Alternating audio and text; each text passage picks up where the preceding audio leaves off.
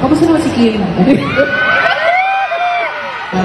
Well, si Kim, very bubbly siya and she's a star.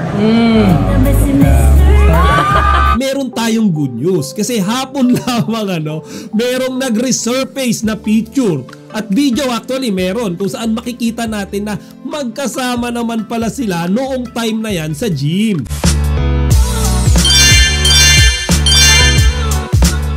Magandang araw mga chika, Rigel po ulit ang inyong Chika Patrol. Bago tayo magsimula mga chika, inaanyahan ko muna kayong mag-subscribe dito sa ating bunting channel para palagi kayong updated sa mga latest at nagte-trending ng mga showbiz balita. Talaga namang inulan ng tilian at hiyawan ang 50th Grand Celebration ng Wiltec ngayong araw na ginanap sa Glorieta, Makati City. At dahil nga yan mga kachika, ipinakilala na din nila sa wakas ang kanilang bagong Grand Ambassador na si Paolo Abilino. Tama ang narinig nyo mga kachika.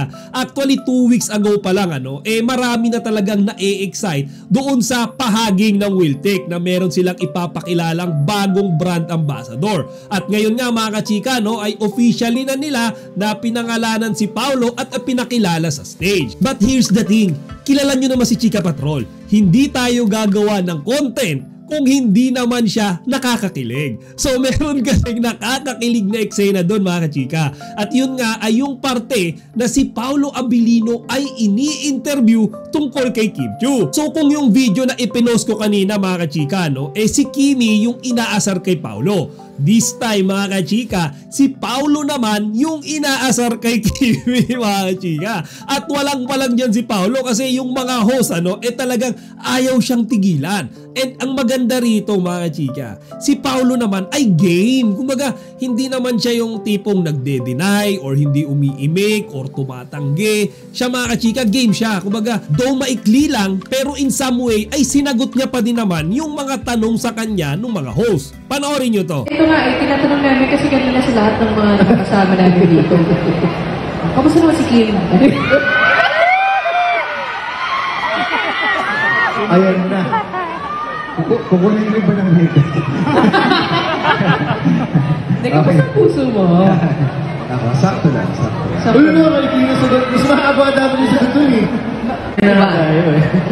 Dami ko tanong, no? Well, si Kim,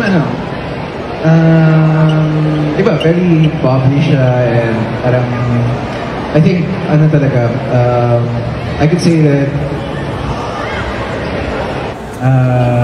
she's a star.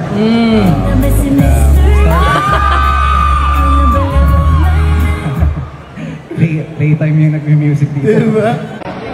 For now, I'm currently about to shoot the movie with Kim. Sana abangan na siya. O di ba mga kachika, sino ba naman yung hindi mapapatili sa sinabi ni Paolo? Knowing Paolo na talagang hindi naman yan masalita, hindi naman yan maboka mga kachika.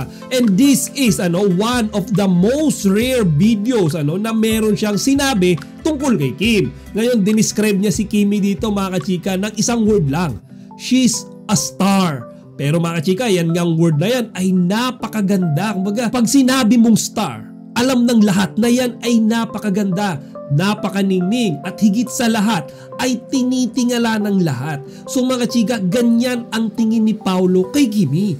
Which is mga kachika, di ba, usually pag ganyan mga tanong, si Paolo hindi nagsasalita yan, ngumingiti lang yan. Pero this time mga kachika, kagaya nga nung sinabi ko, game siya. Dinescribe niya pa rin si Kimi. What makes it more exciting mga kachika ay sa kanya na mismo nang galing na magsisimula na yung shooting nila ni Kimi sa pelikulang pagsasamahan nila. Kaya naman mga kachika, yung mga fans napatili at napahiyaw na naman nung marinig nila yan. Kung iisipin natin mga kachika, nakakatuwa din talaga, di ba? Kumbaga si Kimi, si Paolo ay talagang inuulan ng napakadaming blessings. May mga awards, sandamukal na endorsements, tapos mga kachika, yung fanbase nila araw-araw padami pa ng padami. Di ba mga chika, ngayon hindi natin masabi na dahil lang yan sa galing nila sa pag-arte. At hindi lang din dahil pareho silang mababait na tao. Pero mga kachika, ito ay dahil sa chemistry na meron sila mga kachika na hindi natin maipaliwanag. Kumbaga for some reason, kuhang-kuha nila yung kiliti ng mga fans o nung kahit nga mga hindi fans na kung saan lahat ay kinikilig pag ipinapakita nila sa publiko yung sweetness nila sa isa't isa. Tara mga kachika, dagdag ko rin bago natin tapusin, alam nyo ba na meron na namang nabuking ang mga Kim Pao fans dito kay Kimi at kay Paolo ngayong araw. Kasi merong picture kaninang umaga mga kachika na kumalat online kung saan makikita natin si Paolo Abilino na nasa isang gym at nakasilip sa pinto. Ngayon marami yung mga nagko-comment na bakit daw wala si Kimi, bakit daw si Paolo lang mag-isa. Ngayon mga kachika, meron tayong good news kasi hapon lamang merong nag-resurface na picture at video actually meron kung saan makikita natin na magkasama naman pala sila noong time na yan sa gym. Kung sa tinutukoy nga natin na video and picture mga kachika, masisigurado natin na nasa iisang gym si Paolo at si Kimi. And definitely sabay na naman silang nag-workout.